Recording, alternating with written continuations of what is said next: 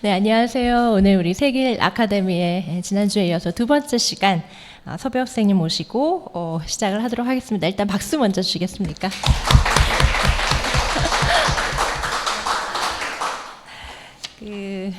섭외 학생님에 대해서 일단 먼저 설명을 좀 드릴게요. 섭외 학생님 제가 사실은 개인적으로 아는 분이신데요.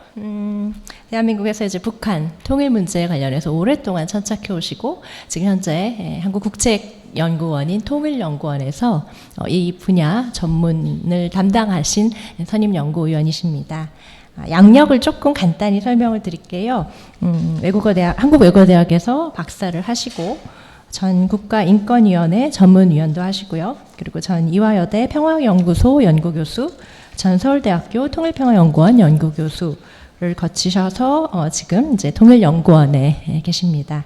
그동안 책도 많이 쓰셨어요. 그래서 가장 최근의 책으로는 작년이죠. 2024년도에 이제 군사주의, 폭력의 이데올로기와 작동 방식이라는 본인 개인 저서를 내셨습니다. 그래서 한반도 문제를 어떤 민족의 문제나 어떤 이념 체제 문제에서 보는 것에서 조금 벗어나서 조금 더 보편적인 관점에서 이제 군사주의라는 것을 새롭게 좀 조명하신 그런 책을 또 작년에 내신 바도 있으시고 그 외에도 굉장히 많은 공적 공편들을 쓰셨습니다. 예를 들면 뭐 평화 개념 연구라던가 평화 인권 발전 효과 한반도 혹은 평화 인권 발전의 트라이앵글 등등 이 문제에 있어서 쭉 천착해 오신 이제 서보혁 선생님을 오늘 이렇게 모실 수 있게 돼서 이제 기쁘게 생각을 합니다. 처음에 오셔서 세길교회가 어떤데요? 얘기해 주셔서 제가 아주 간략하게 87년도에 설립이 됐고 그러한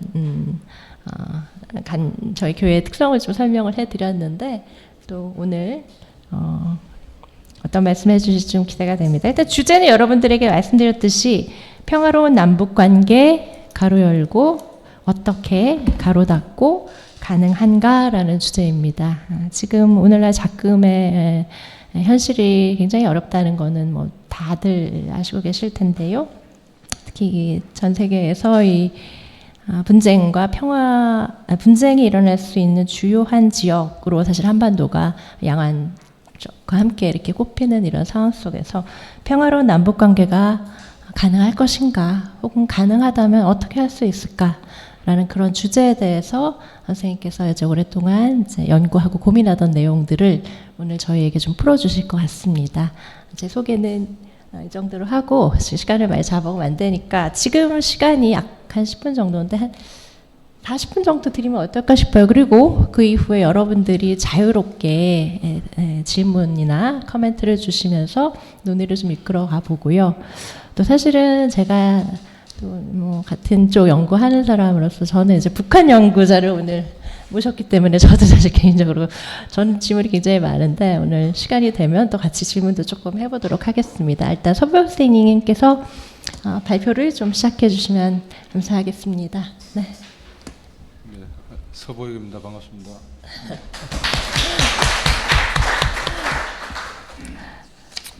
세길교회 들어본 것 같기도 하고 또 안 들어본 것 같기도 하고 한데 몇 번은 또 안면이 좀 있기도 하고요. 불러주셔서 감사합니다.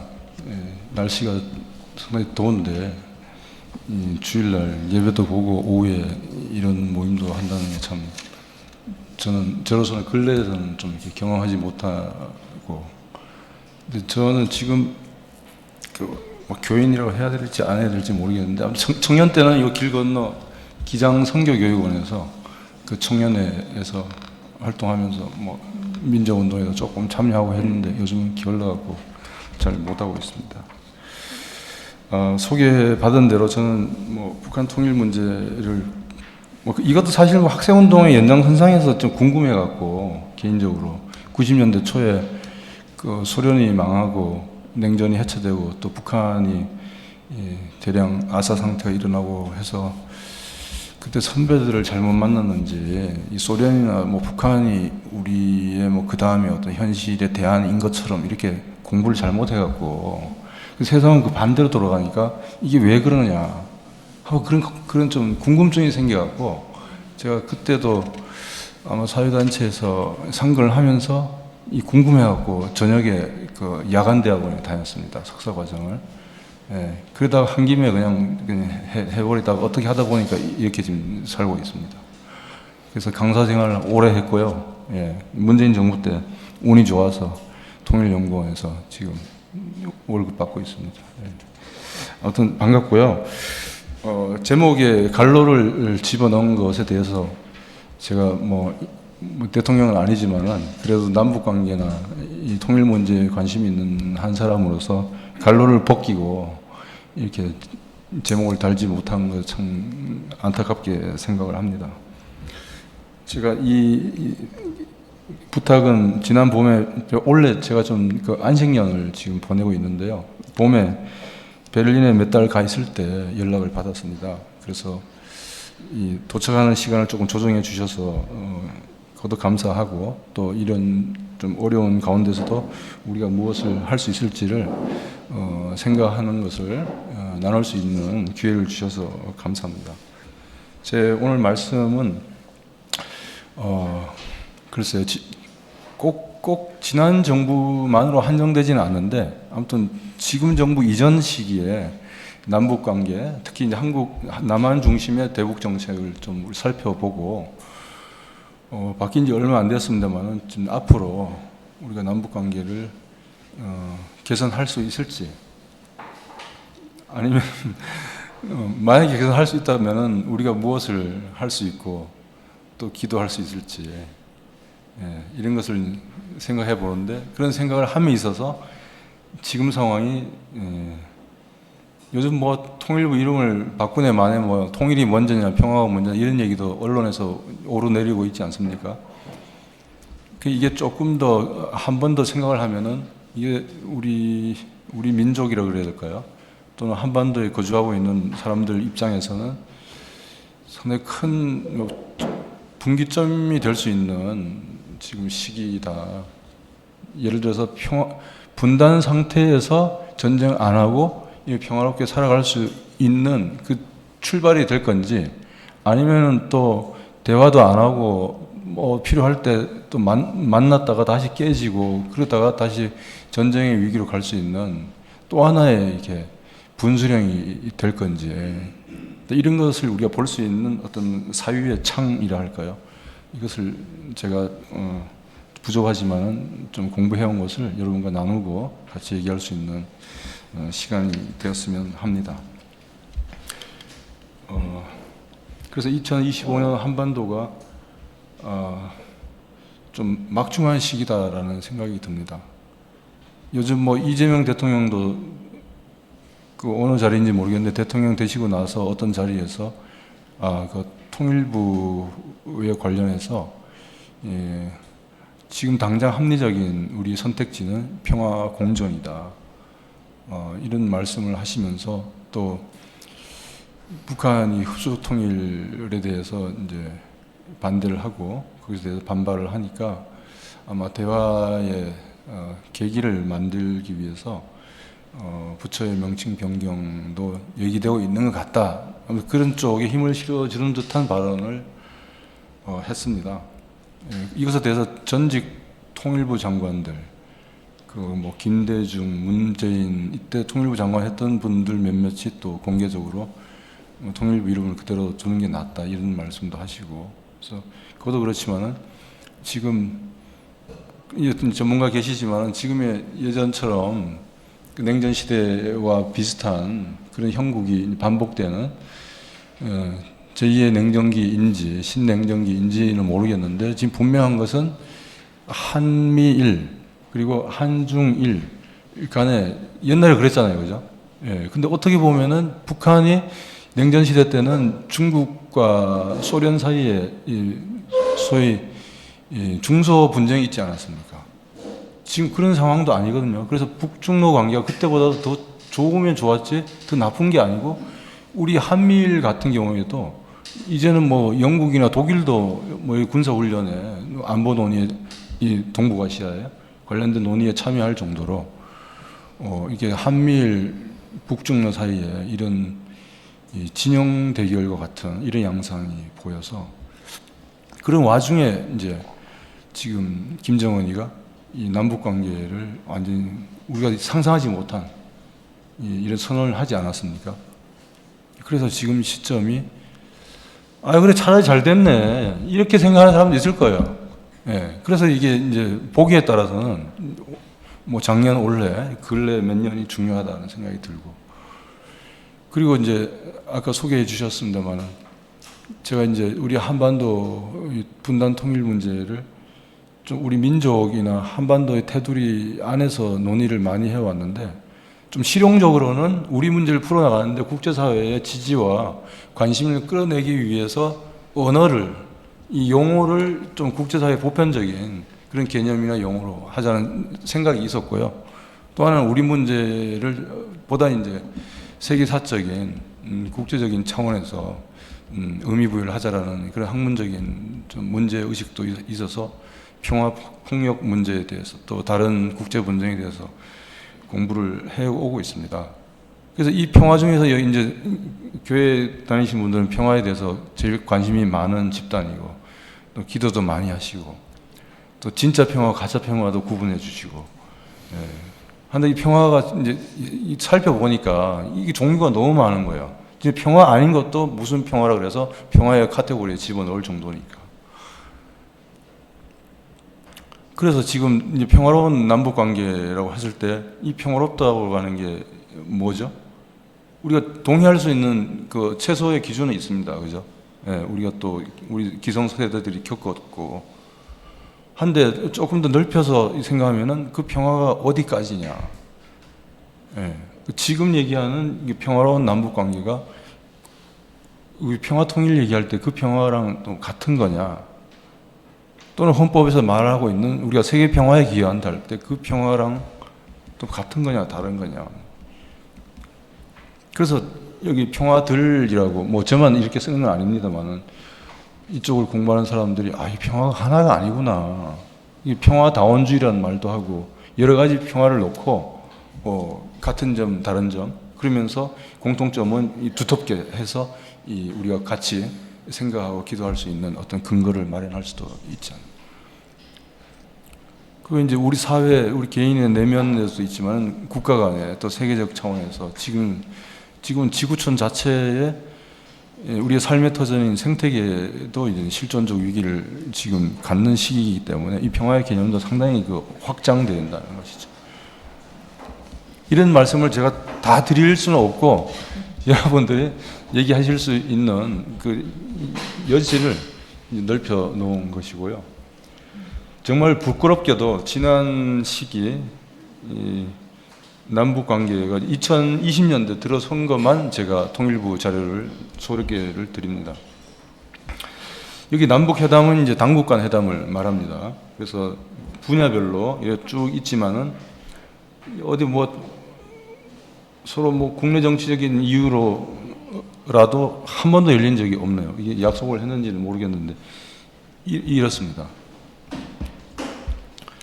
그리고 이거는 이제 남북 간 서로 오고 간 걸 얘기하는데 여기는 당국자만이 아니고 기업인이 될 수도 있고 이산가족 가족이 될 수도 있고 경제인이 될 수도 있고 한데 어쨌든 간에 모든 분야를 망라해서 남북 민간 당국 간 교류가 2020년에 당연히라는 말은 좀 어폐가 있습니다만 우리가 북쪽으로 올라가는 게 한 번 있고 그 다음에는 없네요. 이게 이산가족 일에 한 번 만나는 그거였는지 그 다음에 없습니다. 그리고 남북 간의 교역이 단위가 100만 달러인데요. 한 것 같지도 않은 몇백만 달러짜리가 2020년, 21년 하다가 이렇게 됐습니다. 근데 이 시기를 보시면은 지난 정부가 윤석열 정부가 5년을 다 채우고 나오진 않았죠. 3년 정도 채웠죠, 그죠? 그러면 여기 20년이 윤석열 정부 시기는 아니죠. 문재인 정부 시기가 되는 거죠. 21년 5월쯤 될 것 갈 겁니다. 그러면은 지금 그 다음에 여러분 자료 갖고 계신 자료에 보시면은 그 표4를 제가 여기서 뺐는데요. 한번 프린터물이 있는 것 같으니까 말씀을 드립니다. 북한이 여전히 뭐 김정은이가 노력을 한다고 하지만은 그래도 절대치에서는 어려운데 우리 한국 정부와 민간 차원에서의 대북 지원이 여기도 보면은 2020년 국제기구를 통해서 지원한 게 일부 있고 나머지는 거의 이제 바닥을 치고 있습니다. 그리고 이 국제기구를 통해서 지원했던 것은 아마 그 이전부터 진행되었던 것입니다. 모자, 그러니까 임산부 모자 건강을 위한 용도로 쓰라고 그 WFP하고 유니세프에 보냈던 이런 지원인데요. 이것도 윤석열 정부 들어서서 북한을 이제 압박한다는 그 목적하에서 중단이 되었습니다. 그래서 지금 이제 소개드린 것처럼 이 남북 대화나 왕래나 지원이나 교역이나 이런 게 다 2020년대 들어서서 급감하고 사실상 제로 상태입니다. 그래서 지금 누가 한다 그러면은 아마 신문에 크게 이름이 날 거예요. 그래서 돈이 있으신 분이나 가고 싶은 용기가 있으신 분들 이때 하시는 게 아마 빛이 날 수 있을 것 같습니다. 근데 제가 시기를 말씀드리면서 좀 힌트를 드렸는데 이렇게 되는 원인이 지금 민주당 정부나 또 민주당 지지하는 사람들은 이제 윤석열 정부 책임을 이제 돌리려고 하죠. 예, 그게 뭐 틀린 건 아니죠. 예, 지금 여기 자료를 보시면은 윤석열 정부가 처음 들어섰을 때는 담대한 구상이라는 이름을 붙였습니다. 그 당시 윤석열 정부 초대 통일부 장관이 지금 권성동하고 또 유명한 쌍권이라 하는 누구죠? 권영세. 네, 그 양반이 통일부 장관 한다고 담대한 구상을 이렇게 이름을 붙이고 그게 21년인가요? 2년인가요? 그때 이제 대통령 8.15 경축사에도 그런 이름을 갖다 붙였습니다. 이때는 이제 북핵 문제 해결하고 남북 대화, 남북 관계를 동시에 병행 발전시킨다. 이런 거를 제일 첫 번째 목적으로 갖다 세웠고, 그리고 그 다음에 또 다른 정부에 비해서는 이제 북한 인권 문제를 해결하기 위해서 노력하겠다라고 하는 것을 대북 정책 5대 목표 중에서 하나 집어넣었습니다. 이게 이제 포용 정책을 추진한 민주당 계열의 정부하고는 좀 차이가 있는 점입니다. 이것에 대해서는 이제 논란이 있을 수 있습니다. 당연한 거 아니냐, 그게 실효성이 있냐, 뭐 이런 게 있는데 이제 그렇게 얘기를 했죠. 그러면서 윤 정부가 강조했던 게 여기 이제 제시한 윤 대통령 발언입니다. 이게 23년인가요? 4년 마지막 해 8.15 경축사 때 했던 말인데 그 전부터 강조를 많이 했었습니다. 그 자유민주주의로의 통일. 근데 조금 더 객관적으로 얘기하면은 이제 흡수 통일의 의지를 대통령이 공개적으로 밝힌 거죠, 여러분.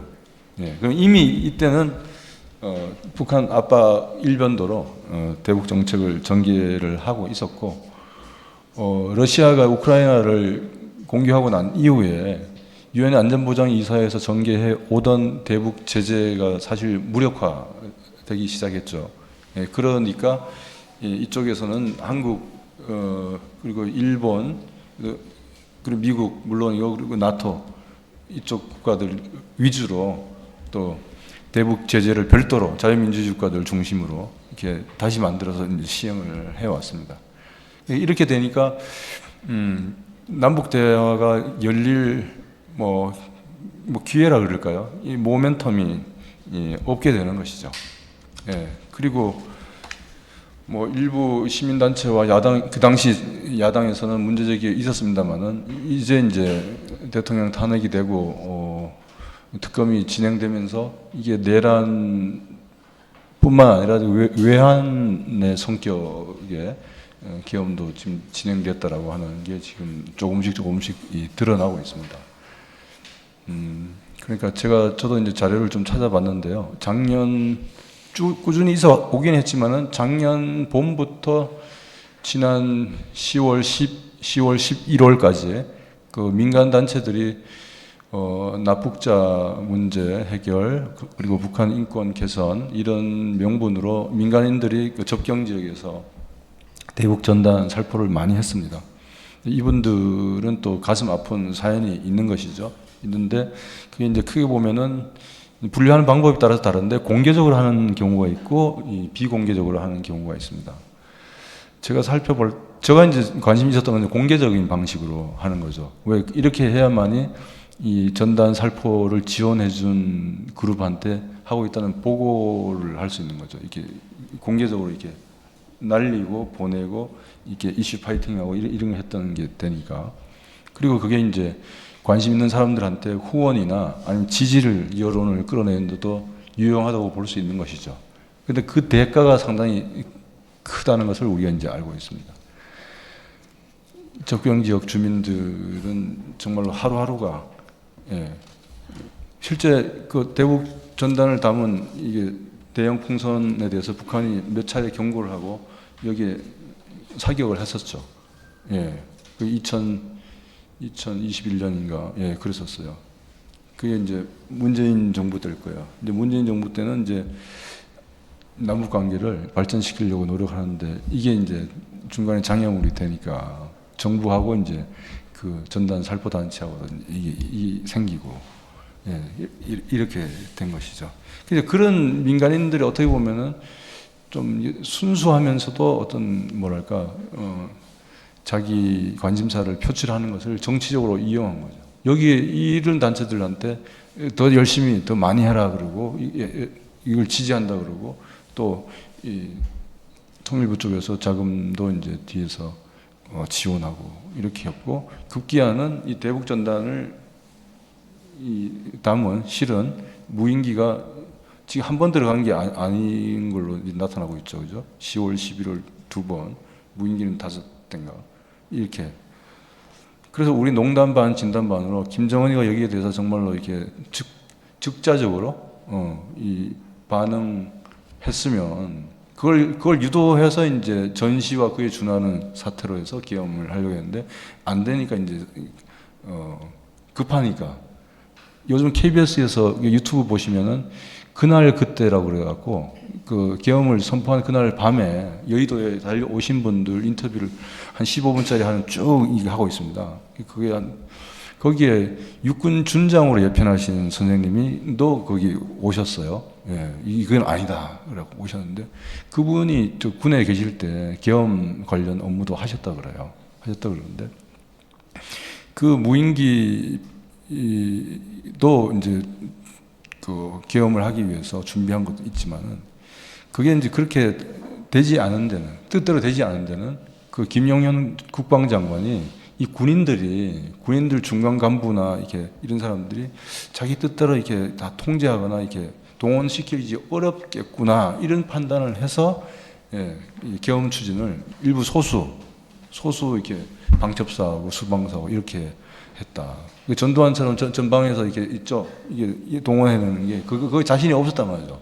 요즘 군인들이 많이 달라졌다는 것이죠. 근데 그분이 그 전문가 아닙니까? 준장으로 예편하시고 계엄 업무를 군에 있을 때 했고 하니까 그렇게 분석을 하더라고요. 그래서 우리 이제 정치학자들이 볼 때 이 군인의 시민성, 군인이 민주의식을 갖고 있어서 그 왜 헬기로 왔잖아요. 국회에 왔잖아요. 올 때도 여기까지 오는데 그걸 결정하는 오케이 해주는 군 고위 인사가 그걸 계속 딜레이를 몇 번 했다는 거 아닙니까, 그죠? 그 사이에 이제 국회의원들이 들어가서 계엄 해제 결의를 했던 것이죠. 그래서 어떻게 보면 상당히 가슴 철렁거리는 건데 이 안보 북한 문제를 이 정치적으로 이용하는 게 그리고 국민들도 처음에 다 거짓말이다 농담이라고 얘기했잖아요. 지금 87년 지난 지가 언젠데. 근데 이제 제왕적 대통령 제에서 거기 앉아 있는 사람이 그렇게 결심을 하면은 성공 실패를 떠나서 이런 혼란과 고통 비용을 치른다는 것이죠. 그래서 이게 이제 지금 남북 관계가 그래서 작년에는 사실 전쟁 위기까지 많이 갔었습니다. 그런데 군 쪽에 계시는 분이나 군 출신의 국회의원이나 이런 쪽을 이렇게 모니터링 하는 사람들 입장에서 몇 번 이렇게 가슴이 철렁거리는 그런 시기가 있었습니다. 그런데 이게 이렇게 된 이제 전쟁 위기까지 간 이런 남북 관계가 이 사람 잘못이 크죠. 눈앞에 보이는 가장 짧은 시간에 그 근래 책임자로서는 윤석열 개인하고 또 윤석열 정권의 책임이긴 하지만은 윤석열만의 책임이냐는 거죠. 이 사람이 생긴 거는 그 할아버지 같이 생겼는데, 그리고 처음에 할아버지처럼 하려고 노력도 많이 했잖아요. 기억나시죠? 처음에 이렇게 김정일 아버지 그 사망하고 나서 이렇게 자기 권위나 경력이 부족하니까 그 권위를 갖다 쓰려고 일부 살도 찌우고 담배도 할아버지 태우던 것 식으로 이렇게 하고 이렇게 했는데 지금 15년이 지났습니다. 집권한 지. 그래서 저희들이 처음에 들어서서 한 5년 안짝으로 이렇게까지 갔을 때는 과연 이게 오래 갈 거냐, 이 능력이 되느냐. 예, 그런데 장성택 자기 공무부인가요? 장성택. 그리고 치고 자기 자리를 굳건하게 하고 자기 아버지를 보좌했던 이런 사람들을 물리치고 자기 측근을 만들어내는 걸 보면서 야, 뭐 표현이 그렇습니다만 또 뭐가 있다는 거죠. 예. 근데 지금 10년, 15년이 지나고 그 사이에 1980년 노동당 6차 당대회가 열리고 나서 공산당에서 제일 중요한 그 공산당 전체 대회, 당대회라고 하는데 중국은 정기적으로 열리죠. 북한은 바쁜 일이 많아서 80년 이후에는 전체 당대회를 하지 않았는데 김정은이 열었어요. 7차 당대회를 열고. 그 전후 과정을 통해서 그 아버지 때 굶어 죽고 많이 나가고 그래서 그 성군 정치라 그래서 노동당의 지도보다는 군에 의존해서 자기의 통치와 국가의 그 질서를 유지해왔던 그런 불안정한 이 체제를 완전히 공산당이 사회주의 국가는 공산당 일당 독재이지 않습니까? 그게 정상적인 체제라고 보는데 그게 아버지 때는 여의치 않았는데 이걸 복원해냈다는 거죠. 그래서 이 사람이 보통 사람이 아니구나. 여기까지는 뭐 그럴듯해요. 근데 북한이라고 하는 게 다른 사회주의 국가랑 다른 게 뭡니까? 제도, 시스템, 법보다는 인치 아닙니까? 인치. 동양으로 말하자면 수령 사회주의. 그러니까 공산당, 내각, 인민, 군중단체 이게 사회주의 체제의 기본 시스템인데 북한은 그 위에 하나가 더 있는 거예요. 이 모든 것을 점지하시고 좌지우지하시고 지도하시는 이 불세출의 영웅 그 한 명, 수령이 있는데 이 수령이 할아버지 때부터 시작되는데 할아버지, 아버지 때의 수령의 통치 방식 이것을 이제 완전히 전면 이제 부정하는 거죠. 예를 몇 개만 들어볼게요. 김일성 때는 핵을 개발하지 않았어요. 군사적 용도로. 예. 그냥 에너지 만드는 용도로 실험을 계속 해왔고. 그래서 핵은 절대로 안 된다. 그러면서 남조선에 있는 주한미군하고 주한미군이 갖다 놓은 전술 핵무기를 철폐하라. 그게 반전 반핵 양키고 이게 그 당시 학생운동도 썼던 구호인데만은 원조는 북한입니다. 예. 그래서 반핵을 했어요. 근데 김정일 때 이제 냉전이 해체되고 자기 체제 생존이 위기에 들으니까 이게 계속 이제 벼랑 끝 전술 이런 걸 쓰면서 핵 개발하지 않았습니까? 근데 김정은 죽을 때까지도 우리 학계에서 또 관련국 정보 당국에서는 과연 핵을 개발하려고 하느냐, 그래서 핵 보유국가가 되려고 하느냐, 아니면 핵 개발을 이용해서 이거를 시위함으로써 외교적으로 경제적인 방식으로 북한 체제의 안전을 보장하기 위한 그 수단으로 하려고 하느냐, 이런 것에서 논란이 옥신각신했는데 이 손자 때 와서 이걸 확실하게 그런 논쟁의 종집을 찍어 버렸어요. 우리는 핵 보유국가래요. 누가 인정하든 안 하든 간에 우리는 핵 보유국가고 누구를 공격할 의사는 없고 우리 체제를 지키기 위해서 우리를 공격하면 우리는 무지막지하게 응징할 수 있는 그 능력으로서 핵 보유국가라고 선언을 했고 그 능력을 확보하고 있고 국제사회가 다 인정하고 있고 그 능력에 대해서는 이겁니다. 제가 두 가지 말씀드렸고요. 세 번째가 지금 말씀드리려고 하는 이겁니다. 한국이든지 북한이든지 간에 북한은 객관적으로 얘기하면 조선민주주의 인민공화국이죠. 이 둘은 국제사회에서는 별도의 주권국가, 유엔 회원국이지만은 자기 체제의 정통성은 결국은 반동 세력을 몰아내고 우리 체제로 조선반도를 통일하는 겁니다. 예. 북한이 흡수 통일 갖고 말하지만은 자기들도 여유가 있었을 때는 흡수 통일을 하려고 했죠. 무력 수단으로, 때로는 이제 다른 방식으로.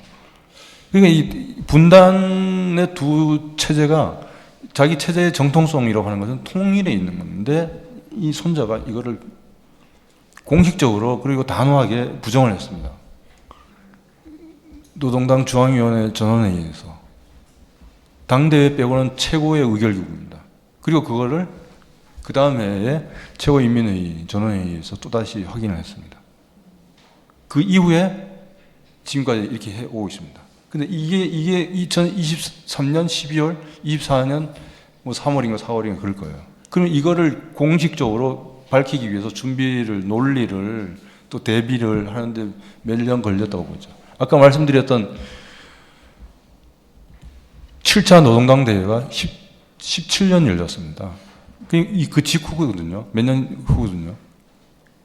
그러니까 이게 김정은이도 이제 이 평화롭지 못한 남북 관계에 한 책임을 지고 있는데, 이게 이제 분단의 남북 양쪽이죠. 근데 여기서 이제 우리가 그쳐서는 안 될 게, 눈에 보이지 않거나 아니라고 발뺌하는 또 다른 보이지 않는 세력이 있잖아요. 그죠? 분단을 초래하고 분단을 지금까지 해 오는데 방조하거나 계속 이렇게 옆에서 해준 이런 세력들이 있다는 거죠. 주변 강대국들이죠. 예. 그 김정은 입장에서는 이렇게 적대적인 두 국가 관계, 전쟁 중에 있는 두 교정국 관계로 완전히 고착되었다라고 선언을 하고, 그 이전에 남북 합의, 또 합의에 기초해서 이행해 나가던 모든 움직임, 노력 이런 것들 다 철거하고 부정하고 파괴하는 그 뉴스에 쭉 보셨죠. 그러면서 김정은이가 최고인민회의에서 뭐라 그러냐면은 남조선의 진보 정권이나 보수 정권에 다 우리한테는 우리를 속여 먹었다는 거예요. 그러면 진보 정권은 누굴 염두에 두고 있냐? 가장 가까이 있는 문재인 정부죠. 문재인 정부 여러분 잘 기억하시잖아요. 2018년 판문점 선언, 평양 공동선언, 9.19 합의. 그때 북한으로서는 한국전쟁 이후에 최초로, 또는 공화국 수립 최초로 북미 정상회담, 남북 정상회담, 북중 정상회담, 그 전에 북러 정상회담. 그러니까 분단된 이후에 자기들하고 적대 관계나 냉랭한 관계에 있던 주변국들하고 정상 외교를 동시에 시작한 겁니다. 그 결정적인 최고의 결실이 싱가포르를 거쳐서 베트남 하노이에서 비핵화하고 북한 체제에 대한 안전보장을 트럼프하고 빅딜을 하려고 했는데 노딜이 돼버렸죠. 여러분이 김정은이었다고 생각해 보십시오. 비행기를 가면 이제 격추당할까 겁이 나고, 같은 사회주의 우방국가인 중국과 베트남을 통해서 이렇게 기차로 그 수십 시간을 왔는데 아무것도 못 얻고 되돌아왔습니다. 그때 문재인 정부가 북미 정상회담, 북미 관계 정상화, 그러면서 한반도 평화체제 통일에 이걸 하면서 우리가 뭐라 그랬죠? 아무튼 무슨 그 역할을 한다 그랬죠, 그죠? 예. 근데 우리가 과욕이었는지 모르지만 김정은이가 거기에서 실망을 엄청나게 한 거죠. 그리고 대북 제재에 대해서 남북 민간 교류나 인도적인 문제에 관한 교류나 이렇게 협력에 대해서도 우리가 뚫지를 못했습니다. 미국을 설득하지 못했습니다. 예. 그래서 될 거는 또 될 이유가 있고, 안 되면 안 될 이유가 있던 우리 한국에 그런 말이 있지 않습니까? 다 그렇게 된 거 아닌가 싶습니다. 자, 그러면은 이런 상태가 이제 계속 갈 거냐, 어떻게 갈 거냐.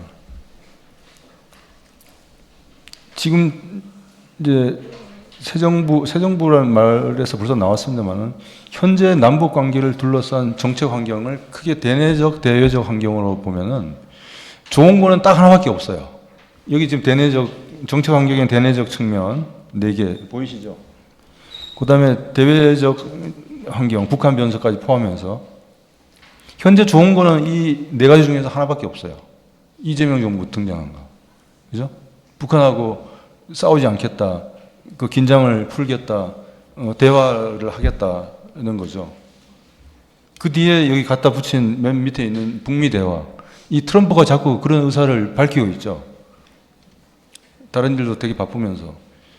그리고 친구다 그러고, 김정은 입장에서도 나쁠 건 없다는 생각인데, 시간이 되면 제가 조금 설명을 드리겠습니다만 이거는 아직 몰라요. 이거에 대해서 회의적인 시각도 많고. 그리고 국내에 이제 이재명 정부가 등장을 했지만 여전히 정치적인 이 분열은 크고, 그 다음에 경제 침체가 장기화되고 있고, 국민들의 통일에 대한 여론도 그렇게 썩 우호적이지 않습니다. 그 국민들의 통일 여론에 대해서 선생님들 개개인의 의견하고 전체 국민들의 여론 평균하고 어떻게 가까운지 좀 거리가 있는지 한번 보실래요? 여기 프린터물에 보시면은 그 로마자 3번 남북관계 정책 환경과 과제, 그 다음 페이지 보시면 위에 이게 이제 그 서울대학교 통일평화연구원이 한국갤럽에 의뢰해서 2007년부터 전국 성인 2,000명을 상대로 지금까지 매년 설문조사를 하고 있습니다. 이게 관심 있으시면 그 서울대학교 홈페이지 가면 보시면 돼요. 그 추이가 계속 나오고 있습니다. 이게 국내에서 가장 오래되고 가장 정기적이고 가장 과학적인 여론조사인데요. 통일을 하는 이유가 뭐냐? 라고 했을 때 같은 민족이니까 이게 우리 기성세대들은 이게 제일 먼저 떠오르잖아요. 그죠? 그렇게 답하는 게 50%에서 37%로 줄어들었어요. 그런데 다른 이유도 쭉 있는데요. 그 중에 눈에 띄는 게 전쟁 위협 해소가 19%에서 38%로. 이게 작년인데 그전엔 더 높아졌어요. 전쟁 위협이 있고 이렇게 할 때는. 그러니까 통일을 한다고 했을 때, 가정했을 때 그 이유가 같은 민족이니까 하고 평화가 이 두 가지가 지금 거의 이게 대등하게 공동 1위를 하고 있고, 그보다 앞에 통일에 대한 지지도가 이 설문조사 시작했던 2007년에는 몇 퍼센트죠? 한 60% 정도 됐을 거예요. 근데 지금 50% 안 될 겁니다. 예, 그렇게 많아져. 그 이유가 뭐냐라고 했을 때 여기 있는 경제 침체. 예, 그리고 젊은 사람들이 기성세대들보다 통일에 대한 좀 부정적 여론이 있다고 했죠. 근데 그 젊은 사람들 입장에서 보면 또 그럴 만도 하다는 거죠. 우리한테 들어가야 될, 투자해야 될 돈이 이쪽에 갈 수 있다라고 하는 소위 공정의식이 이게 다운표하고. 그리고 또 하나 흥미로운 거는 이게 이제 다른 어떤 간헐적으로 하는 연구, 여론조사보다 좀 특이한 게 뭐냐면 통일이 우리 국가나 우리 민족한테 도움이 됩니까? 하고 통일이 당신 개인한테 얼마나 도움될까라는 질문을 두 개 던져요. 그 집단적 차원하고 개인적 차원. 근데 이 격차가 상당히 큽니다. 그리고 이 격차가 줄어들지 않고 있고 이 둘 다에 대한 응답 각각도 긍정적인 응답이 줄어들고 있어요. 그래서 여기 긍정적인 이재명 정부 등장 유일한 정치관계. 이재명 정부가 지금 다른 정부 민주당 포용 정책을 표방했던 다른 민주당 계열의 정부의 대북 정책과 크게는 같은데 차이가 있는 게 뭐냐면은 실용적인 대북 정책을 얘기했어요. 그래서 제가 이제 이걸 좀 해석할 때 좀 두 가지인데, 하나는 이와 같은 국민들의 좀 부정적인 또 국내외 통일을 추진할 수 있는 정치 환경이 부정적인 측면들이 더 훨씬 크다는 거죠. 그래서 무리하게 또는 뭐 어떤 성과를 내기 위해서 이렇게 하지 않겠다는 거고, 이건 소극적 측면이고, 적극적 측면에 있어서는 현재 우리 정부가 대통령이 1차적으로 책임지고 있는 남조선, 대한민국 국민들의 삶에 보탬이 되면은, 예, 그건 당연히 북한 주민들한테도 도움이 된다고 하는 윈윈하는 상생하는 이런 관점이라면은 하겠다는 거고, 그렇지 않고 보여주기식이거나 이념적이거나 이렇게 무리하게 안 하겠다는 거예요. 거기에 대북 정책에 있어서 실용 개념을 해석하면 그렇지 않겠느냐 생각이 들고, 또 하나의 정무적인 것은 뭐 이건 말해서 좀 그렇습니다만은 지금 대통령이 어쨌든 대통령직을 수행하고 있어서 지금 스톱이 되어 있지만은 그 대북 송금 재판이 아직 남아 있습니다. 예, 여러 가지가 고려해서 지금 이재명 대통령의 워딩이 말씀하시는 게 실용 국익 뭐 이렇게 얘기하는. 그래서 통일부 명칭 변경도 뭐 그런 것과 좀 관련이 있지 않을까 싶습니다. 이 오해를 줄 수 있어요. 이 임종석이 누구예요? 저보다 학번은 하나 밑인데 학생운동에서 그 통일을 추구했던 학생운동 진영의 리더였지 않습니까? 그 이미지나 기억으로서 이제 국회에 들어온 거죠. 그리고 문재인 정부 때 남북 정상회담을 뒤에서 다 이렇게 진두지휘를 했잖아요. 그런데 지금 통일하지 말자고 했잖아요. 예. 정말 하지 말자는 건지 좀 미루자는 건지 그거는 좀 뭐 얘기가 왔다 갔다 하는데 아무튼 통일은 하지 말고 평화를 가자. 그 대통령도 이재명 대통령도 얼마 전에 평화공존 얘기했죠.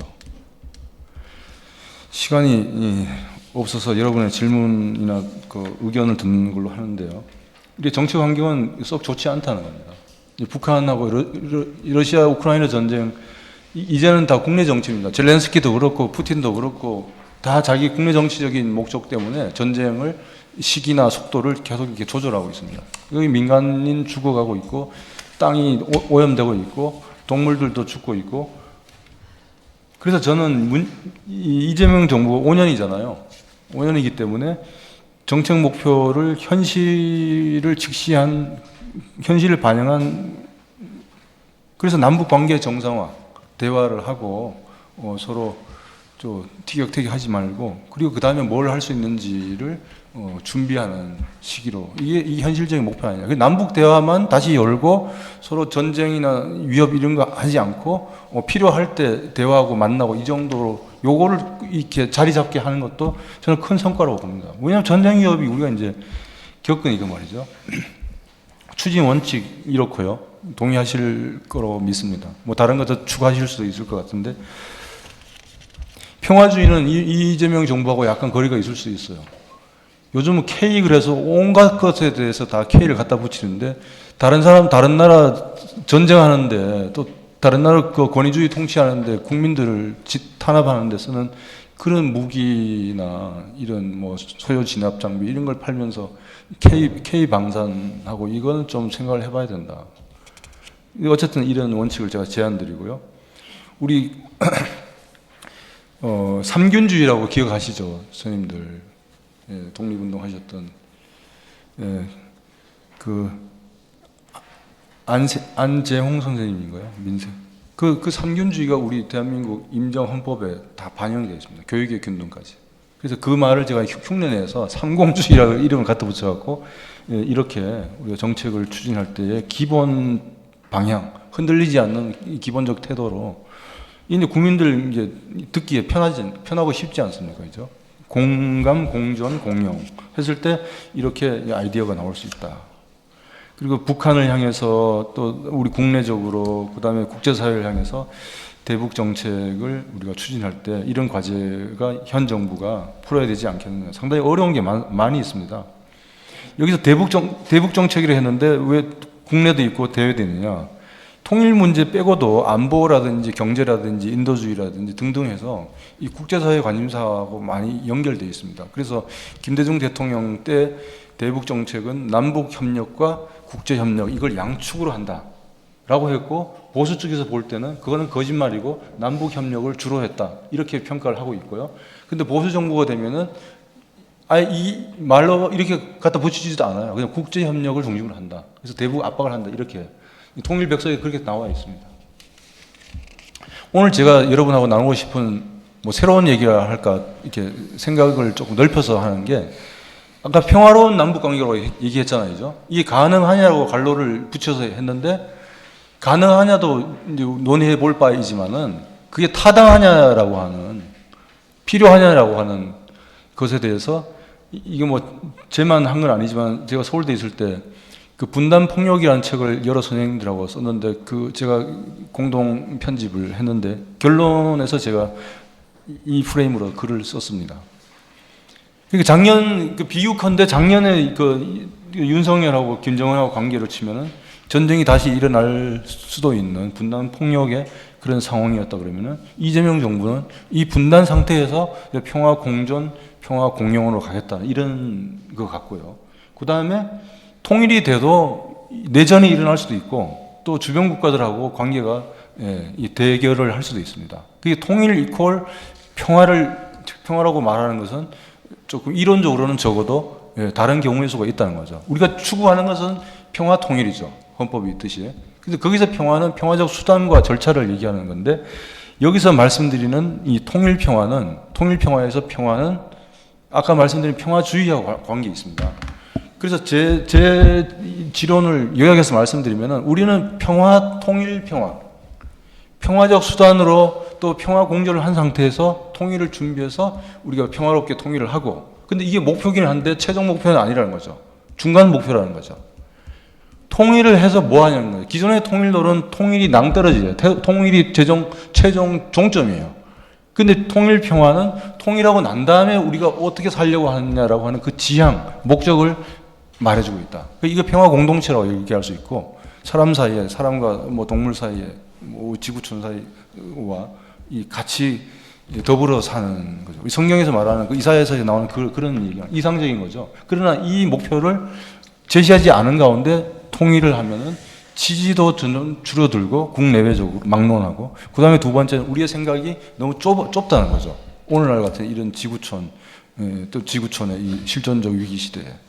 그래서 지금 통일부 이름을 바꾸고 뭐 평화 먼저냐 통일 먼저냐 하는 이 논의의 그 틀이 조금 좀 좁다는 생각이 들어서 여러분한테 문제 제기를 드립니다. 이상으로서 제 말씀을 마치고, 아마 이번 8.15 경축사가 이제 이 대통령의 첫 8.15 경축사인데, 이게 3.1절하고 8.15가 이제 대북 메시지가 나오는 공식적이고 가장 권위 있는 때거든요. 그래서 뭐가 나올지는 모르는데 제가 바라는 것은 이런 식이라는 거죠. 네. 네. 조금 지나갔네요. 네, 감사합니다. 마치겠습니다.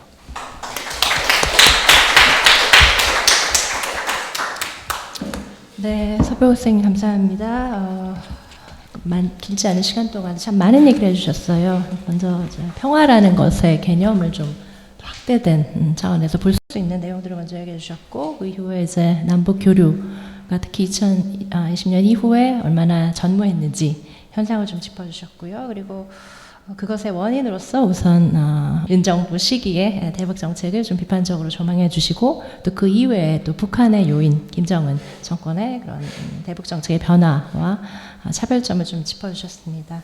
이후에 이제 또 오늘날 우리가 당면하고 있는 이 정치 환경이 그렇게 쉽지 않다라는 점도 좀 설명을 해주셨고, 마지막으로 선생님께서 좀 얘기하시고 오늘 논의하고 싶다라는 새로운 개념을, 자료를 다 보셔서 아시겠지만 통일 평화라는 개념을 제시해 주시면서 오늘 토론을 좀 하시고 싶어 하시는 것 같은데, 분단 폭력이 분단 평화로 가서 통일 평화로 가는 좀 더 큰 틀에서 볼 수 있는 우리의 관점을 좀 촉구하시는 것 같습니다. 굉장히 담론적인 얘기부터 시작해서 현실적인 얘기까지 굉장히 할 얘기들은 많은데 또 질문도 많으실 것 같아요.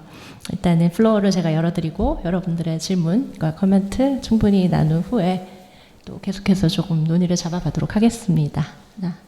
혹시 질문이나 하실 말씀 있으신 분은 가볍게 본인 소개하시면서 질문을 좀 해주시면 좋겠습니다. 네.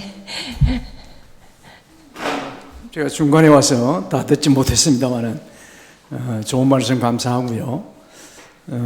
제가 질문드리고 싶은 것은 이제 새 정부가 바뀌어서 뭔가 이제 새로운 움직임이 시작되려고 하는 와중인데, 차제에 일선에 이제 일부 제야학자에서 이런 얘기를 해요. 이번 8.15 경축사를 통해서 이재명 정부가 좀 과감하게 한반도 평화 통일 선언을 좀 하면 어떠냐. 소위 말하면 평화 독트린 같은 그런 거죠. 우리 남북 관계는 이제 더 이상 전쟁하지 않는다. 이제 평화롭게 살자. 그리고 우리의 궁극적인 목표는 한반도 공존 평화다 하는 걸 좀 선언해서, 그래서 이제 그러면은 이제 결국에 이번 8월 달에 남북 한미연합 훈련이 이제 예정되어 있는 거죠. 예, 그 한미연합 훈련하고 상당히 연결되는 문제인데, 평화 선언을 하면서 올해부터 한미연합 훈련을 대폭 축소하든지 아니면은 하지 않든지 하는 식으로 유도를 해 나가면은 향후 현 정부의 향후 5년 동안 좀 더 진취적으로 우리나라 한반도의 평화를 정착하는데 도움이 되지 않겠냐 하는 그런 의견들이 있습니다. 혹시 여기에 대해서 선생님의 의견을 좀 말씀해 주시면 감사하겠습니다. 바로 답변을 받을까요? 아니면 혹시 한 2억 개 정도 같이 받아서 하는 게 좋을까요? 하자는 대로 저는 하겠습니다. 그럼 먼저 한번 답변을 한번 제가 부탁드릴게요. 네, 그런 의견도 있는 걸로 알고 있고 한국만이 아니고 뭐 워싱턴에 약간 이렇게 표현은 다르지만은 북한의 핵 보유 능력, 핵 보유국 사실상의 핵 보유 국가로서의 지위를 인정하고 더 이상의 핵 개발을 하지 않거나 또 미국을 겨냥한 해외에 있는 미군 기지 포함해서 그 군사 행동하지 않는다는 전제 하에 북한이 핵 군축 협상을 나오도록 하는 것을 현실적인 목표치로 잡고 그걸 유도하는 데 있어서 한미 또 한미일 연합 군사훈련 이런 것을 축소하거나 중단할 수 있겠죠. 그리고 그것을 이재명 대통령이 한다면은 소위 평화 이니셔티브를 갖게 되는 또 그런 또 의의가 있고 국내적으로도 또 의미가 있겠죠. 예, 뭐 그렇게 생각합니다만 당연히 비판적인 의견도 있을 것 같습니다. 어려운 게 지금 그러니까 우리 국내에서 북한을 이제 흡수통일하자, 무너뜨리자 하는 세력 중에서 그게 현실적으로 또 안 될 걸로 생각하니까 그럼 우리도 핵을 갖자는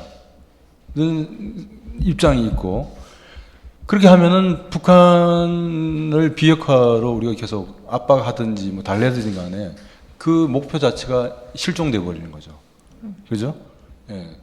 또 그렇게 이렇게 하든 저렇게 하든 간에 어쨌든 간에 군사력과 관련 군사력을 주된 정책 수단으로 하는 그 평화, 전쟁이 일어나지 않는 평화, 소극적 평화에 대해서 여러 가지 아이디어가 있을 수 있는데 또 이제 달리 이제 평화를 아까 평화들이라고 했었는데 달리 그러니까 뭐 북한 주민들의 뭐 삶이라든지 인간다운 삶이라든지 그 인간다운 삶의 콘텐츠가 되게 많잖아요.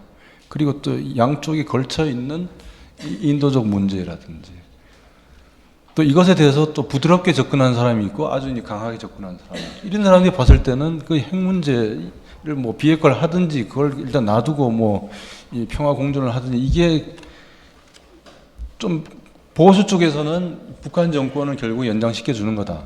뭐 또 진보적인 거 봤을 때 그와 관련 북한 주민들과 북한 지역 생태나 이런 거에서 뭔가 이렇게 개선하고 삶의 질을 하는데 그게 무슨 얼마만큼 도움이 있냐. 그 진보 내에서도 여러 가지 입장이 있다는 것이죠. 그래서 그 아이디어는 지금 상황에서 또는 최근의 상황들을 봤을 때는 적합하고 합리적인 정책 대안이라고 보는데 앞으로 이제 쭉쭉 내다봤을 때 우리가 이제 평화 프로세스를 설계하고 징검다리의 하나로서 이게 어떤 의미가 있는지도 이제 생각하면서 지금 현재 당면한 그 과제를 대응을 하는 게 좋겠다는 애매모호한 답변이었습니다. 거기에 대해 살짝 제가 하나 더 붙인다면 사실 핵심은 그렇다면 북한을 핵 보유국으로 인정한다라는 전제가 잘리는 거잖아요. 그렇게 핵 군축 협상으로 이끈다라는 건. 근데 그거는 뭐 잘 아시다시피 한반도의 어떤 평화 체제라던가 그동안 한국이 대북 정책을 하는 데 있어서 일관적으로 해왔던 그런 것과 좀 북한을 남한이 이제 핵 보유국으로 인정한다라는 사실 그 자체가 가지고 올 수 있는 국제적 파장이 너무나 크기 때문에 사실상 쉽지 않을 현실적으로 참 어렵지 않을까라는 생각을 저는 합니다. 근데 이재명 그 민주당 대선 공약에서는 또 이후에도 비핵 평화 체제란 말이 아니라 비핵 평화 구조인가 뭔가 하여튼 그 전에 문재인 정부 때 했던 비핵 평화 뭐 체제 비핵 평화가 들어가 있어요. 그러니까 비핵화를 포기하지는 않을 건데 당장 어려우기 때문에 장기적인 과제로 놓고 일단 북한의 도발이나 추가적인 핵 개발을 이제 막고 그렇게 하기 위해서 아무래도 지원이나 협력으로 가고 그렇게 하려면은 남북 대화를 지금 김정은이가 남북 대화 자체가 남북 관계 자체를 부정하기 때문에 이게 안 되기 때문에 지금 북미 대화의 가능성이 지금 열려 있는데 이재명 대통령이 이걸 지지한다고 했잖아요. 지지하고 그 연장선상에서 이제 남북 대화의 모멘텀도 살려보고 해서 이제 한반도 평화 프로세스를 남북미 뭐 필요하면 중국 이렇게 다시 그런 분위기로 복원하려고 하는 그런 구상인 것 같습니다.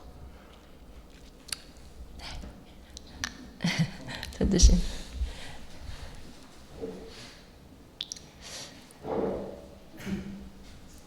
네, 그 남북 네, 잘 들립니다. 들리나요? 네. 그 남북 관계에서 그러니까 남쪽의 그 입장도 중요하지만 북한의 입장도 중요하잖아요. 그러니까 뭐 실제 아까 그 한반도 변화 시나리오에서 북한이 그동안 연구를 해온 입장에서 봤을 때 북한이 취하는 입장이 지금 4개 있는 것 중에 어디까지 변화가 가능한지 우리의 입장에 따라서 그거에 대해서 한번 생각해 보신 적 있나요? 그러니까 우리가 원한다고 해서 북한이 뭐 거긴 독재니까요. 그게 왕 같은 사람이 한 사람이 있으니까 그 사람 마음대로 그냥 할 수 있는 거잖아요. 지금 현재 체제로는 우리나라가 그렇다고 해서 그 체제를 부정하고 그거 체제를 바꾸려고 하는 것도 굉장히 위험한 거고 가능한지도 모르겠지만 북한의 어떤 변화까지 이끌어낼 수 있는지에 대해서 연구가 되어 있는지 궁금합니다. 한 번 더 받으실까요? 예. 마이크가 가까워갖고 예. 제가 유네스코 회의 같은 데를 몇 번 참가했는데 북한이 유네스코 액티비티를 하고 있더라고요. 그래가지고 저희가 그때 모바일 러닝이니 뭐 이렇게 ICT 에듀케이션에 대한 거를 토의하는 그런 유네스코 회의였는데 김책공대랑 일반 어떤 교대에서 이제 교수들이 2명이 왔는데 되게 궁금해해요. 저희가 개발한 거랑 이런 거랑. 그래서 그리고 그 즈음에 왜 나라에서 교육부에서 그 통일 후에 북한과 남한의 그 교육의 어떤 갭을 메꾸는 그런 거 프로젝트로 많이 이렇게 띄웠어요. 그래서 저희도 막 신청한 적도 있고 그런데 그런 그 아주 거국적인 정치의 이런 수준 말고 일반 국민 수준에서의 어떤 교육이나 아카데믹 필드에서의 어떤 교류나 이런 거에 대한 앞으로의 어떤 가능성, 비전 이런 거는 어떻게 보세요? 그때 그 이북에서 온 그 교수 2명이 처음에는 굉장히 벽을 쌓더라고요. 근데 마지막 날 일주일 동안 회의했는데 마지막 날은 같은 테이블에서 밥 먹으면서 우리 금강산에서 워크숍 하자 막 그런 얘기까지 나누고 또 뭐 하여튼 그런 그거를 궁금해하고 되게 뭔가 교류를 하고 싶어 하는 그런 것도 제가 좀 느껴졌었거든요. 그래서 그런 정치적인 이런 수준의 교류 말고 일반 그 아카데믹 필드나 교육, 일반 서민 이런 데서의 교류에 대한 그거 궁금합니다. 지금 상황에서는 남한 사람이 북한 사람하고 이게 휴전선을 건너서 남쪽이든지 북쪽이든지 이 한반도에서 남북이 교류할 생각은 지금 이 말에 따르면 없어요. 예. 그래서 제가 지금 뭐 그 전에도 뭐 계기는 제재 때문에 대북 제재 때문에 제가 그런 생각을 사람들하고 우리 동료들하고 얘기 많이 나눴는데 북한이 관심 있어 하는 지금 관여하고 있는 분야의 국제기구나 이런 국제회의 그 네트워크에 참여하는 데가 많이 있지 않습니까? 예, 그런 국제 채널에 우리도 일원으로서 참가를 해서 그건 다자적인 그 해당 국제기구의 프로그램에 우리가 참여하는 거죠. 북한이 참여하고 인사하면 저긴 뭐 모른 척 하거나 그냥 인사를 형식적으로 받을 수도 있겠죠. 이게 이제 시간이 지나고 좀 뭐가 기회가 생기고 믿음이 생기면은 이제 옆에 국제기구도 보면은 이 사이드 이벤트라는 게 있지 않습니까? 그죠? 참여한 당사자들 특정한 집단들 사이에 뭐 의기투합이 되면은 이게 되잖아요. 옆에 프로그램으로. 또 그렇게 되면 그게 또 발전하고 보면 이렇게 하느니 뭐 이렇게. 그럼 여러분 지금 상태에서 지금 제가 말씀드린 이 몇 개의 단계가 되려면은 시간이 얼마나 들 것 같고 우리의 정성이 얼마나 들 것 같습니까? 그래서 이것은 믿음의 영역인 것 같고요. 그리고 또 하나 아이디어는 근데 북한이 한국 말고 다른 저 국가의 대학이나 제가 뭐 봄에 베를린 자유대학에 있었습니다만은 거기도 몇 년 전에 그 북한 김대 독일어학과인가요? 학생들이 오지 않았습니까? 근데 거기 거의 평생 가까이 그 남북 교류를 위해서 의무양으로 그 일을 하는 헌신하는 사람이 있어야 됩니다. 이 국제기구이든지 아니면은 그래서 지금은 해외 동포 있지 않습니까? 해외 동포 역할이 오히려 좀 큰 것 같아요. 그 우리 옛날에 범민년이라고 기억나세요?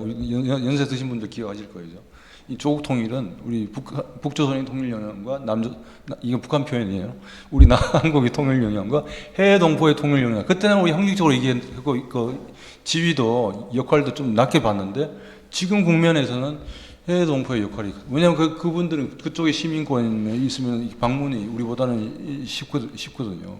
그래서 그분들을 통해서 우리의 뜻을 간접적으로 전달하거나 또 그분들이 또 만들어내는 어떤 제3국에서의 모임에서 우리가 예전에 저기 국가인권위원회 최영희 선생님 계실 때도 장애인 국제회의에 그 미국에서 열릴 때 우리 북한이 나온다는 얘기 들어서 우리가 가려고 했는데 청와대 문재인 정부 청와대에서 고민하다가 이번에는 좀 어렵겠습니다. 이랬다는 얘기 들었는데 그런 시도를 지금은 많이 해야 될 것 같은 생각이 들고 북한 변화에 대해서는 그 예전부터 그 저기 독일이 통일되고 동구 사회주의 국가들이 붕괴되고 하는 그때부터 돈을 엄청 들여갖고 저기도 내일 모레 무너질 것 같은데 돈이 얼마 들고 우리가 통일을 하려면 그때부터 해갖고 이 북한의 내전 폭력적으로 이렇게 무너지거나 또 남북이 또 여러 가지 경우의 수에 따라서 우리가 대응하는 뭐 군사적인, 경제적인, 국제적인, 정치적인 이런 대응들을 정부에서는 계속 하고 있는 걸로 알고 있고요.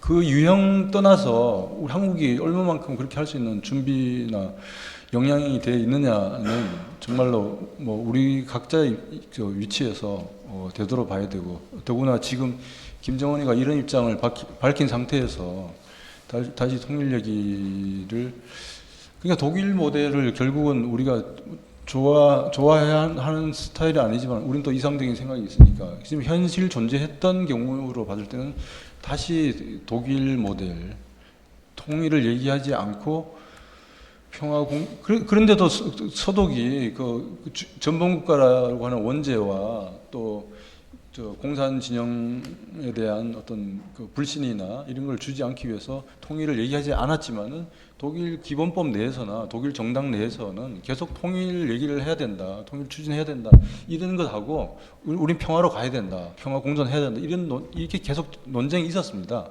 법적으로나 정치적으로 다 있었는데 우리가 지금 상황에서는 그 현상적으로는 통일을 얘기하지 아니하고 통일을 준비하는 지혜가 필요한 것 같고 그것에 앞서서 또는 그것과 동시에 평화를 정착시키는 게 우선인 것이 분명한 것 같습니다. 네, 교수님. 네, 한희 선생님.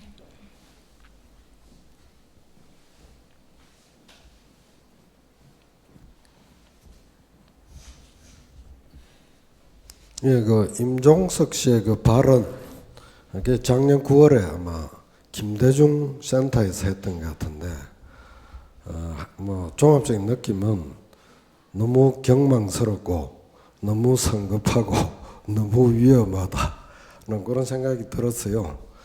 우선 통일이란 말 쓰지 말자. 그다음 뭐 헌법 제3조 영토조항 없애버리자. 뭐 이런 식의 이야기들을 굉장히 뭐 서슴없이 했는데 우리 영토조항 없애면 우리 가상에 이제 남한이 뭐 급작스레 붕괴하고 사라진다는 가정을 우리는 생각 안 하잖아요.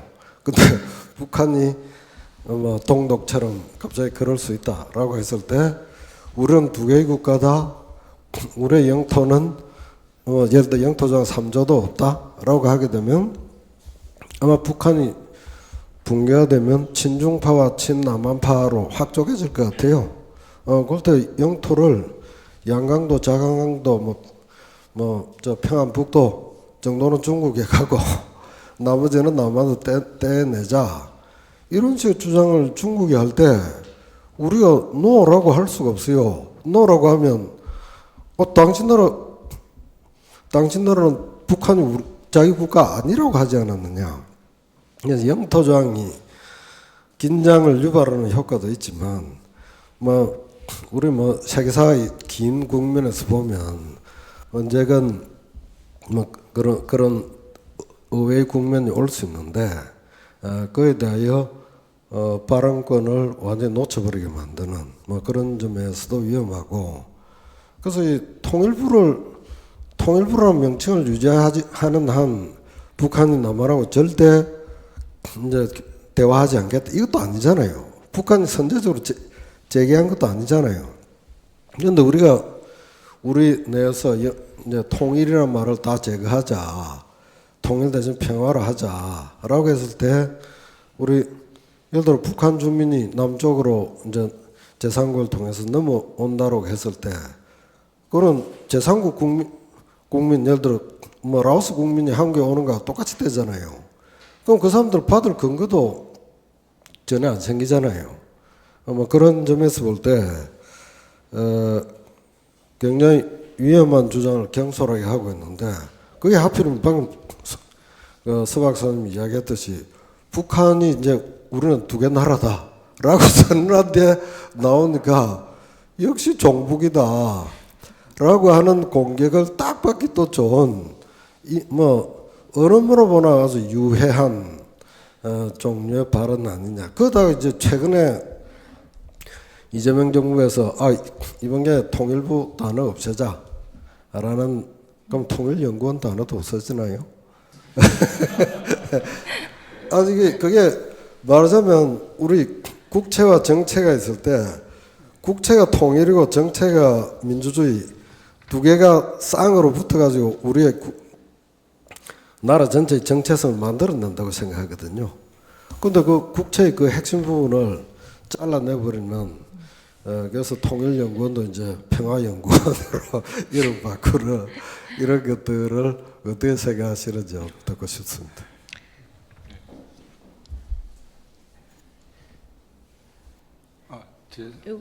요즘은 중요한 질문 같아서 혹시 통일연구원에 계신데 통일연구원 사라지면 안 되는데. 정년 보장이 되니까요. 예, 지금 아까 처음에 제가 소개드린 것처럼 그 이름을 바꾸자는 쪽이 하나 있고, 대통령 발언도 약간 거기에 힘을 실어주는 듯한 뉘앙스가 있고, 한쪽에는 좀 그대로 두자고 하는 데 대해서 아주 종합적인 논지를 선생님께서 지금 설명해 주신 것 같고요. 바꾸자고 하는 쪽에서는 일단은 평화가, 또 얼마 전에 또 어젠가 그전에 대통령 발언 보니까 우리 지금 최적의 선택지는 평화 공존이다. 그게 해석하기에 따라서 이제 약간 위헌적인 평화 통일의 의무를 수행해야 되는. 근데 현재 당면 과제는 평화 정착의 평화 분명한데, 그리고 또 아니라고는 하지만은 또 지금 정세상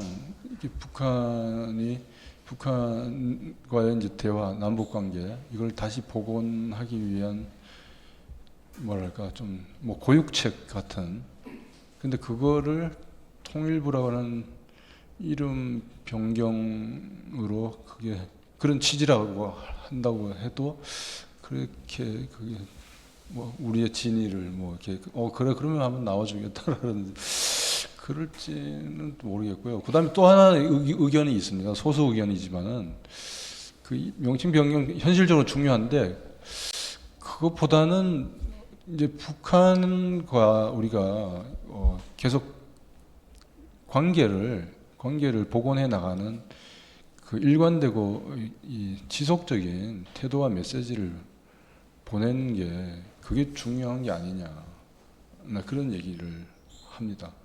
그래서 지금 나와 있는 얘기를 꺼낸 것은 아까 제가 그 남북관계 발전을 위해서 세 차원이 있다고 하지 않았습니까? 대내적인, 그다음에 대북, 그다음에 국제 있다고 했는데 지금 이 발언은 북한을 겨냥한 게 가장 큰 이제 방향이긴 한데 국내적으로 또는 국제적으로 오해나 잘못된 시그널을 줄 수도 있다, 이런 좀 염려도 있는 것 같습니다.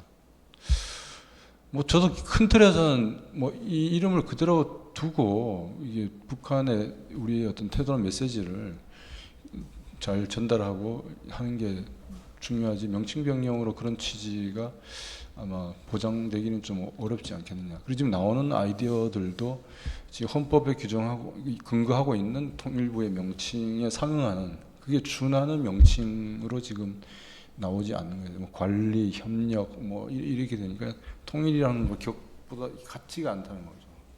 그래서 조금 제 생각은 특별하지 않다는 걸로 이해해 주십시오.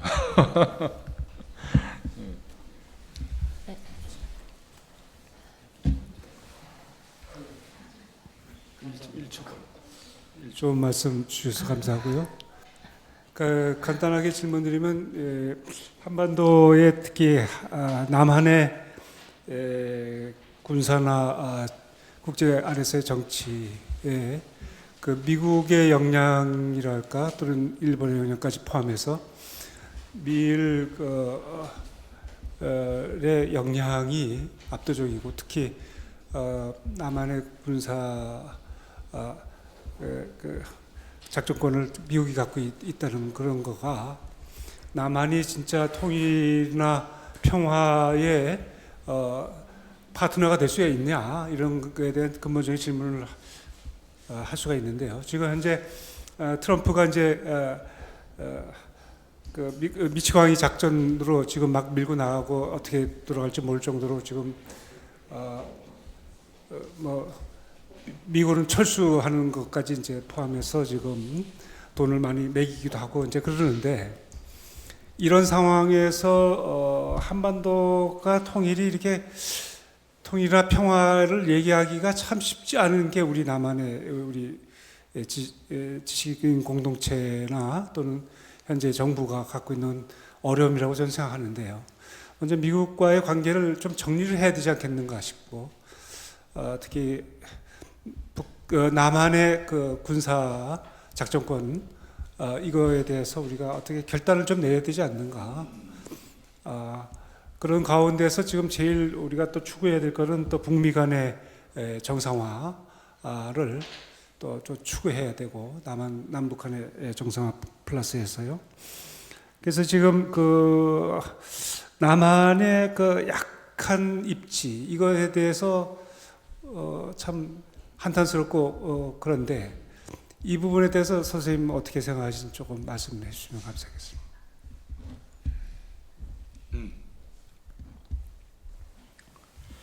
어려운 말씀인데요. 지금 단기적으로 5년 이내, 그러니까 곧 이재명 정부 하겠죠. 현실에서 우리의 뭐 위상이나 어떤 이익을 놓치지 않으면서 이제 평화 통일이든지 뭐 평화로운 남북 관계이든지 이걸 이제 만들어 나가는 어떻게 보면 모순된 과제를 우리가 현 정부가 또 이 짧은 시간 내에 이제 풀어 나가야겠죠. 전지 작전권은 글쎄요, 이게 군사 전략적으로는 그 이익과 그 비용 대비 대차 대조를 내는 사람이나 기준에 따라서 다르지만은 뭐 장기적으로는 우리가 갖고 와야 되는 게 맞고 지금도 그런 능력이 뭐 재래식 전력에 있어서는 우리가 부족함이 없다고 생각하지만 이제 북한 핵 문제나 또는 미국이 한미 동맹을 한미 동맹을 통해서 한반도나 동아시아의 자기의 어떤 이익을 추구하는 그 부분을 우리가 이제 전면 부정을 하고 이제 그렇게 되려면 북한과의 관계가 잘 풀어 나가야 되겠죠, 그죠? 이게 다 맞물려 있는 건데 그래서 현실적으로 북미 남북 그다음에 뭐 남북 미중 이런 그 접근인 것 같습니다. 또는 그 2+2 그다음에 그 사자회담으로 이 한반도를 위시한 동북아시아의 평화를 추구한다는 걸로 이해를 하는데 일단은 비가 이게 뭐 장마인지 아니면 뭐 소나기인지 모르지만 일단 트럼프 시기 좀 아무튼 좀 견뎌야 되지 않을까. 뭐 그런 이건 우리가 정상적이고 일반적으로 이렇게 판단하고 접근하는 지금 상황이 아니라는 거죠. 그런데 지금 저기 누구죠? 지금 안보실장 위성락 안보실장이 워싱턴을 다녀와서 이 안보 문제하고 경제 문제가 별개가 아니고 이걸 이렇게 합쳐서 한 틀에서 지금 패키지로 협상을 그 관세 문제하고 포함해서 하겠다고 얘기했는데 이거는 우리한테 좀 도전적인 뭐 그러면 우리가 또 얘기할 또 이렇게 이 소재가 명분이 또 생긴 거 있지만은 또 저쪽도 이제 얘기할 수 있는 거라서 일단 지금 관세를 우리한테 불리하게 올리는 것에 예봉을 좀 피하는 의미는 있는데 종합적으로 봤을 때 그 우리 이제 외교 역량이 좀 달려 있겠죠. 그래서 이게 이제 이재명 정부가 한미 관계도 있죠. 그다음에 안보 문제도 있죠. 뭐 이렇게 한미일 관계도 있죠. 상당히 어떻게 좋게 말하면은 상당히 대범하게 당차게 나가는 거고 조금 걱정하는 시각에서는 이게 잘 못하다가는 뭐 이런 지금 그런 상황인 것 같습니다. 제 어떤 입장을 밝히기보다는 상황 인식 중점으로 말씀을 드렸습니다. 네, 김현수.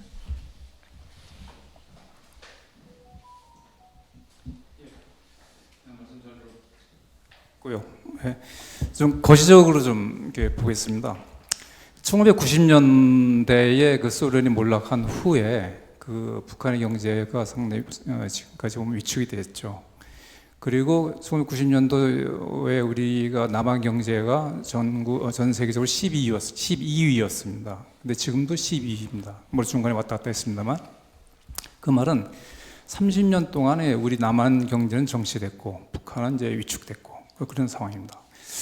근데 더 이제 좀 곤란한 문제는 KDI에서 최근에 그 리포트를 보니까 우리가 2040년부터는 우리 경제가 마이너스로 돌아설 거다. 왜? 인구 소멸 때문에 그렇습니다. 그리고 이제 그 골드만삭스에 의하면 2075년도면 우리나라 남한 경제가 필리핀이나 방글라데시 수준으로 위축될 것이다. 그렇게 이제 리포트가 나왔습니다. 근데 아시다시피 저 유명한 그 2009년도 골드만삭스의 그 리포트에 의하면 통일 후에 우리나라 경제가 남한의 그 자본과 그 일단 그 기술과 북한의 노동력과 그다음에 광물 자원을 하면 시너지 효과가 이제 나타나서 G2가 될 것이다. 이런 이제 보고서 있었거든요. 그러니까 미국 다음에 이제 한국일 것이다. 그 말은 그 일본, 뭐 프랑스, 독일, 뭐 캐나다, 그다음에 이태리 다 능가한다는 얘기겠죠. 그러니까 그렇게 볼 때에 지금 우리가 이제 향후에 50년 후에 우리가 몰락이냐 아니면 이제 번영이냐 결국 그것은 이제 통일이 이제 하나의 대안이 될 수 있다 그런 얘기를 합니다. 그래서 근데 통일이 지금 쉽냐? 쉽지 않죠. 그러니까 대내적으로 아까 여러 가지 말씀하셨습니다만 대외적으로 봐서도 우리 한반도에 둘러싸고는 4대국에서 우리 통일에 대해서 우호적인 데가 한 군데도 없습니다. 러시아, 중국, 일본, 미국 다 마찬가지죠. 그럼 우리 독일이 통일될 때에 그때 독일이 이제 주장하는 게 독일 통일되면은 유럽의 경제적이나 사회적으로 플러스 될 것이다, 도움이 될 것이다. 이걸 설득을 해서 많이 주장을 했죠. 근데 우리는 이제 그런 게 전혀 지금까지 없었고 또 더 대외적 환경은 더 악화된 상황이죠. 그 두 가지 질문입니다. 하나는 그 대외적인 그 독일처럼 이렇게 대외적으로 국제적으로 어떻게 인식을 바꿀 것인가 하나 문제하고 두 번째는 우리 정권이 바뀔 때마다 이게 온탕냉탕 왔다 갔다 하잖아요. 대북 정책, 통일 정책이 그걸 지속 가능한 이게 일관적으로 이렇게 할 수 있느냐 할 수 있다면 어떤 방법이 있겠느냐. 그 두 가지입니다. 그 두 번째 문제에 대해서는 하나 예를 들면 그 법륜스님이 저는 그때 되게 불만이었는데 그 고문 많이 했다 하고 국회의원 된 사람 누구죠? 아니 그거는 당한 사람이고 이근한 말고 이근하고 비슷한 사람 정영근이를 그 당시에 지금은 지금 국힘이죠. 그 사람이 국회의원인데 그때 오재식 선생님 뭐 저쪽에 또 민주당 쪽에 누구 해갖고 그 법륜스님이 그 김우창 선생님하고 해서 그 진보 보수 북한 문제를 둘러싼 이거 갈등을 완화한다고 해서 그런 모임을 만들었어요. 그리고 그 첫 창립 모임을 백범 기념관에서 할 때 이제 자리 좀 와달라 그래서 가서도 불만을 하다가 앉아 있었던 기억이 나는데. 근데 그분은 그런 심정으로 하신 거고, 그 북한 인권 문제에 대해서 진보 보수 입장이 다르니까 막 같이 뭐 공부하고 또 현장도 가보자 뭐 이렇게 또 하셨는데 나올 수 있는 건 다 나왔죠. 아까 저 윤석열 정부에서의 대북 정책 그 이름이 갖다 붙였잖아요. 처음에 뭐 담대한 구상인가. 거기서 내용 보면요. 대북 정책 5대 목표로 해서 우선순위의 차이는 있지만은 북핵 문제와 남북 관계, 그다음에 북한과의 뭐 대화, 뭐 인도주의 이거 그러니까 공식적으로 천명하는 내용은 수렴이 좀 많이 되고 있는 것 같은데 실제 정당이나 정치 집단이 실제로 집권했을 때의 대북 정책은 큰 차이가 그러니까 실제 하는 이게 담론하고 그 행동 정책하고의 이제 갭이 큰데 적어도 담론 상황에 있어서는 상당히 많이 좀 수렴이 되는 것 같아요. 인도주의는 여기 무조건적으로 정치적 관계 없이 지원한다고 그전 이쪽에서 했던 얘기는 여기도 받아들이는 거예요. 여론이 이제 그렇게 요구를 하니까 말이죠. 그래서 실천의 문제인 것 같은데 과연 그것을 가능하게 하는 것은 결국 국민들 여론이지 않느냐 하는 생각이 들고요. 그다음에 국제적으로 우리가 이제 통일에 대한 주변국들 그 아까 말씀드린 그 갤럽 조사에도 보면은 통일을 이 주변 4개국 중에서 통일이 어느 나라가 제일 반대할 것 같습니까? 제일 지지할 것 같습니까? 그 응답이 쭉 있습니다. 그 이제 추세도 있고 한데.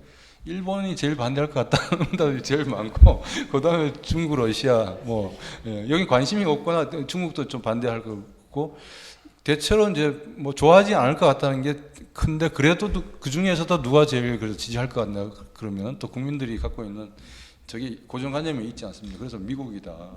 이게 독일도 이제 동독에서 민주화되고 또 이렇게 통일 분위기로 물론 선거를 통해서 동서독 관계가 그런 경랑의 시기 때 누구죠? 그때 콜 수상이 그 당시에 외교장관이 견실하고 이 사람이 70년대부터 외교장관 70년대까지 80년부터 18년 동안 하신 분입니다.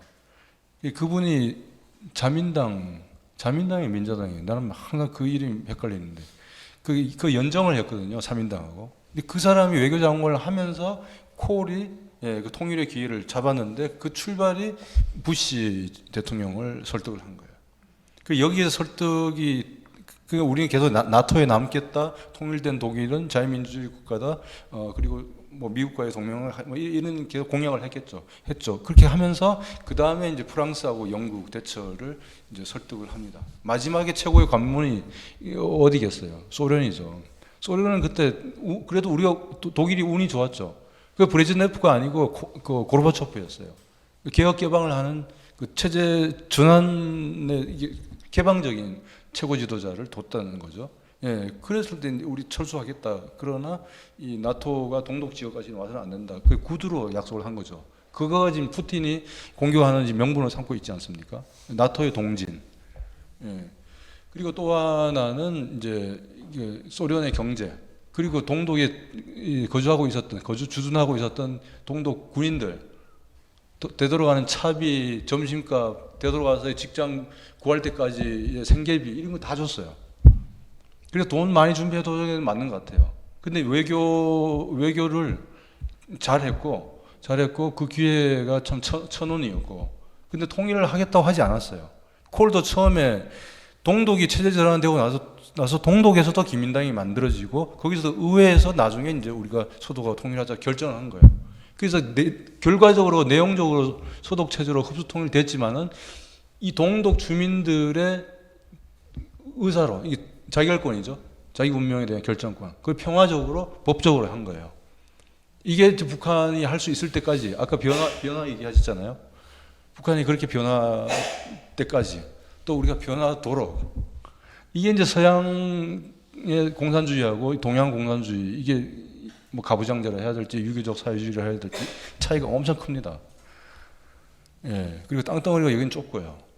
감시가 동독도 엄청났다고 알려져 있는데 여기는 그보다 훨씬 더 높고요. 그래서 통일이 우리가 말하는 사람과 체제와 국토의 통일이 쉽지 않은 것뿐만 아니라 불가능하지 않느냐라고 얘기하는 게 과언은 아니죠. 근데 이제 아까 한 선생님 말씀처럼 이거를 우리가 이제 포기하는 순간 1%의 가능성도 우리는 완전히 말할 권리와 말할 기회를 우리가 스스로 놓치는 거죠. 그래서 대외적인 부분도 중요한데 그래서 모르겠어요. 이 말이 좀 약간 오해를 받을 수 있지만은 경제도 그렇고 그 외교도 그렇고 좀 이렇게 뭐라 그러나 정치적으로 정무적으로보다도 이게 내다보면서 이 전문적인 이렇게 집단이 계속 옆에서 보좌를 하고 서포트를 해줘야 돼요. 그래서 독일이나 미국이나 프랑스나 영국 같은 데 보면 이게 전문 그 외교관들의 전문 이 스쿨이 있지 않습니까? 우리도 외교원이 있습니다만은 그런 생각도 좀 들고 근데 그렇게 되려면은 민주주의 국가이기 때문에 국내적으로 계속 논쟁을 하고 싸우더라도 아까 말씀하신 그 콘센서스라고 하는 특정한 그 공감되는 초당적인 그거 부분은 이제 손을 대지 않거나 그게 이제 영향을 받지 않고 갈 수 있는 국내적인 지지 여론이 결국 외교의 힘에 비례한다. 뭐 이런 생각도 드네요.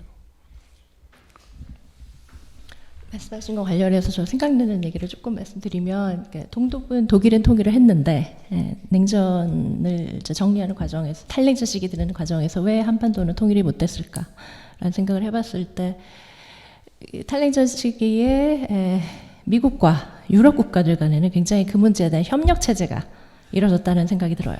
그런데 그에 비해서 동아시아는 오히려 중국과 미국 간의 갈등 관계가 형성되기 시작했고 그게 지금 더 심화되고 있다는 점.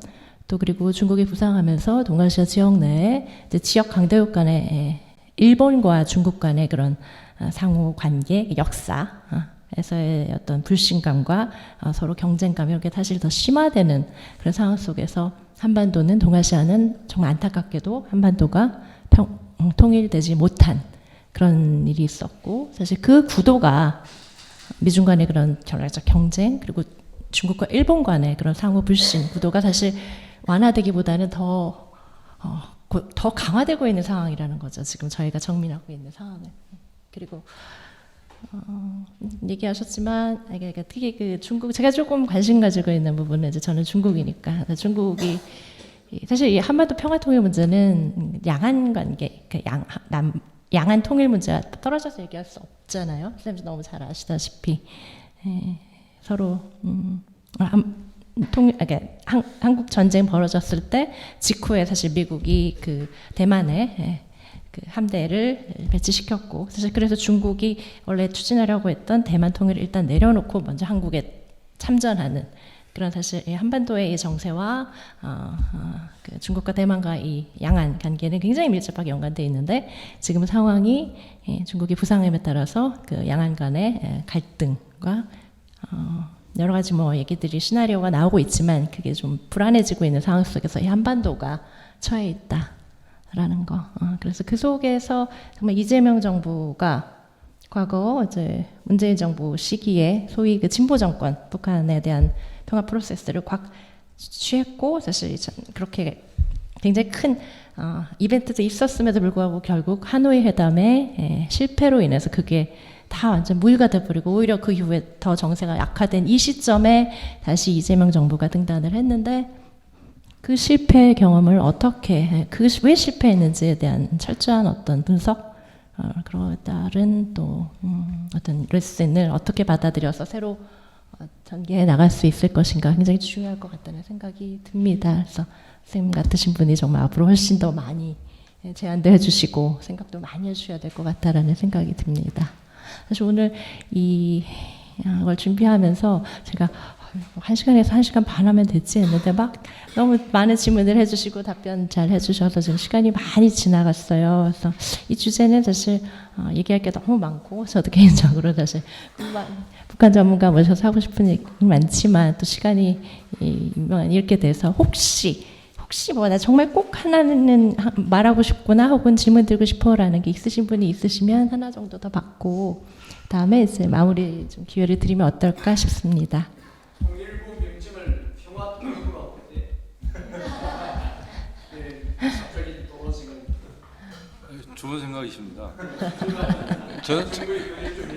저는 존치하는 것에 뭐 무게를 두는 편인데 굳이 바꿔야 된다 그러면은 바로 저는 그 말씀을 드렸습니다. 평화도 집어넣고 헌법도 유지하고 근데 북한을 생각하면 제 에미나이들은